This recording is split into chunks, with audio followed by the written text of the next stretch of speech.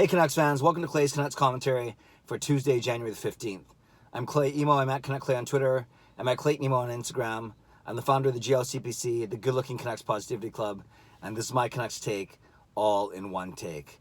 Vancouver Canucks practice today, later this morning, as they prepare to host Connor McDavid and the Edmonton Oilers tomorrow night.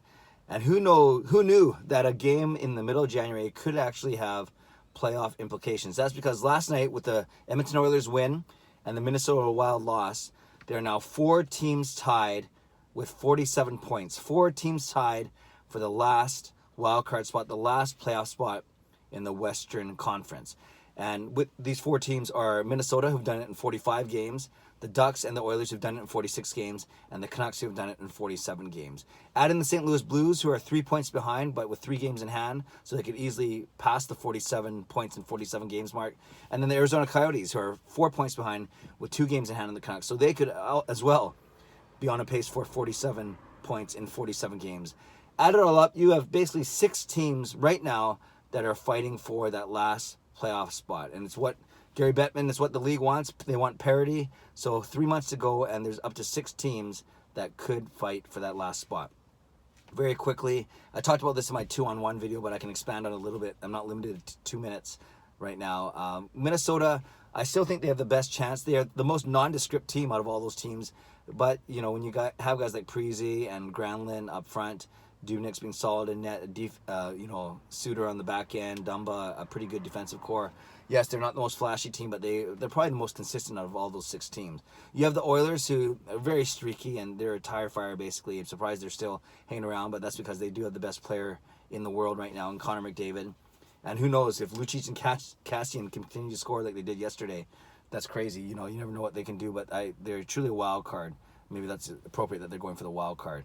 Anaheim Ducks, they are brutal. They have lost 11 straight, yet they're still in the chase. They traded Cogliano away for Devon Shore. That's not going to move the needle, so I'm not too worried about Anaheim. I think they're getting too old and they have too many injuries, and I just don't think they're going to be a factor. Then you have our Vancouver Canucks, of course. Actually, I'll get to them in a second. St. Louis Blues, they've quietly put together 3 straight wins, but I don't see them being talented enough to be there at the end. Well, maybe. You have Tarasenko and you have a couple guys, but I don't know. I just don't see them sticking out. And then I think Arizona, they're still a couple years away. Maybe some would say the Canucks are in the same boat. So who knows what's going to happen. We still have a lot of hockey to play. But with the Vancouver Canucks, obviously the biggest wild card for them is Elias Pettersson. If he gets healthy, if he plays, for instance, as soon as tomorrow or even Friday against Buffalo, we know he's a difference maker, a game changer, all those things, all those superlatives we've been using. And he could single-handedly lift the Canucks in the playoffs. And wouldn't that be crazy? Now, I know we're going to be talking about this a lot, especially if the Canucks continue to hang around the playoff hunt. And I've said this many times before. I am obviously not team Tank. I can't even say it. I can't even spell it out.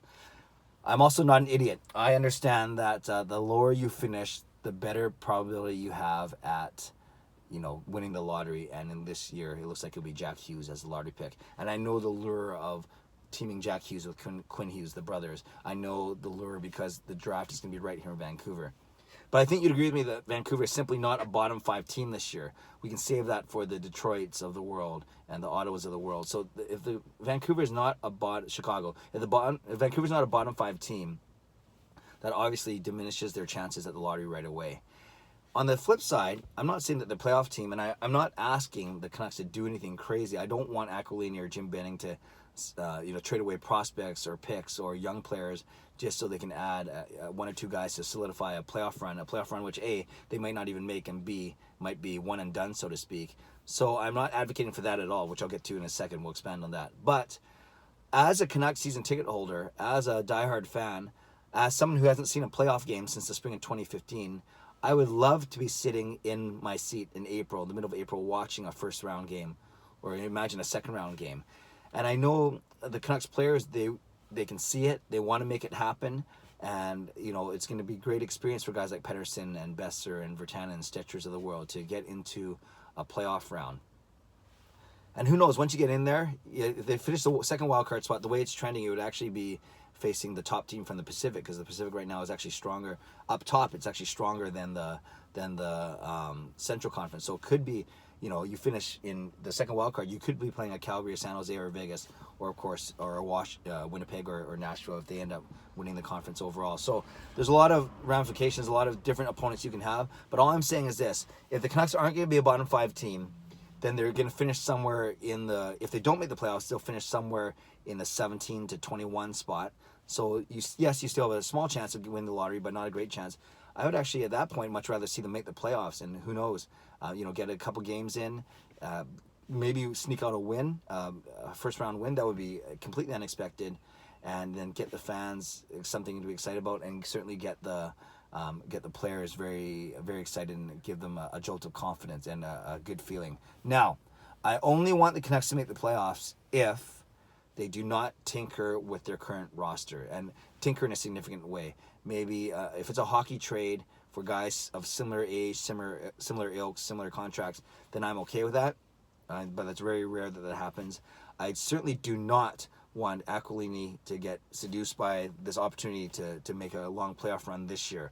I do not want Benning to get tempted to make major alterations to the roster, especially if it means getting older and getting more expensive. The Canucks are on a good track right now. They are going to be even better with Thatcher Demko, with Quinn Hughes, with hopefully Olli Juolevi, with hopefully Jonathan Dahlen next year. So there's already 3 or 4 guys that will play significant roles on the team next year that aren't doing so right now. So they are on the right track. I've talked about Elias Pettersson single-handedly speeding up the rebuild by 1 or 2 years. So the Canucks are on the right track. I hope that they don't mess it up. That's why Trevor Linden left the club in July.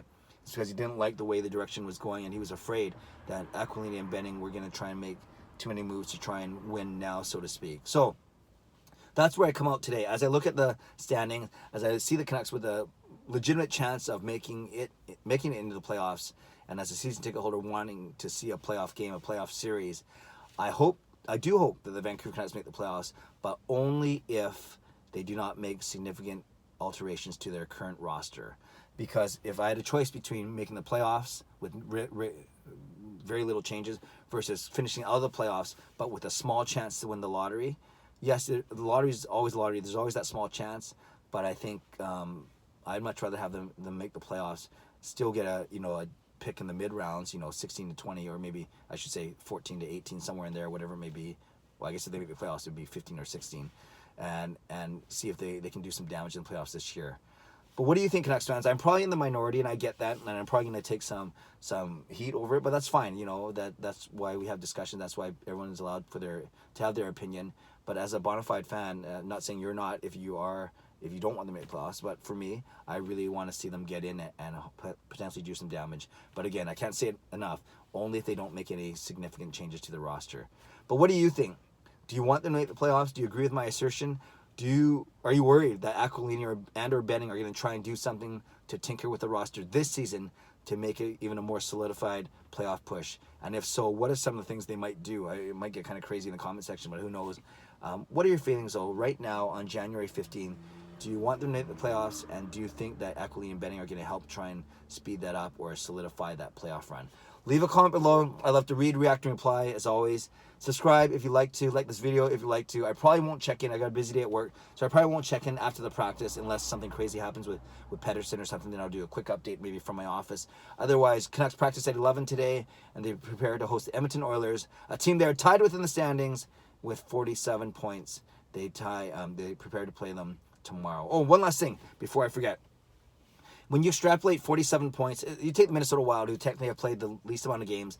They have 47 points in 45 games. That extrapolates out to 86 points for the season, a pace of 86 points. So conceivably, the last wildcard team could get into the playoffs with 86 points. Now, you might say, wow, Clay, that's super low. I've never heard of it that low. Actually, just 3 seasons ago, the Winnipeg Jets made it in with 87 points as the as a second wildcard team, but with only 87 points. So it's not like it's never happened before, but it's rare, right? Because I looked at the stats for the last 5 seasons. For the second wildcard team in the West, the average points was 93.2, and in the East, even higher, 95.8, 2.6 points higher. So right there, you see, from the West, you need generally 93 points. From the East, you need 96 points. But this season, a team might get into the playoffs with a total as low as 86 or 87 points. Would be crazy to see. Okay, now I'll do my proper sign-off. Thanks for watching. Leave a comment below. I love to read, react, and reply as always. Subscribe if you like to like this video. If you like to, the Canucks practice today in anticipation of Connor McDavid and the Oilers tomorrow, Game 3 of their 6-game homestand. A homestand where they can continue to make some movement in the standings. And that's why we're talking about this today. An actual playoff push for the Canucks. Crazy. Who would have thought? Have a great day. God bless, and go Canucks go.